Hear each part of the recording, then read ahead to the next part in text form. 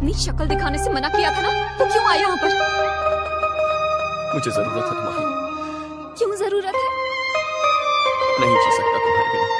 मेरे साथ चलो, तुम्हें आना होगा। बहुत देर कर दी तुमने। मेरी जिंदगी पूरी तरह बदल चुकी है। उस आदमी को देख रहे हो, मेरी उससे शादी होने वाली है। 4 दिन बाद मेरी शादी है। जानती हो, तुम्हारी तरह उसने मुझे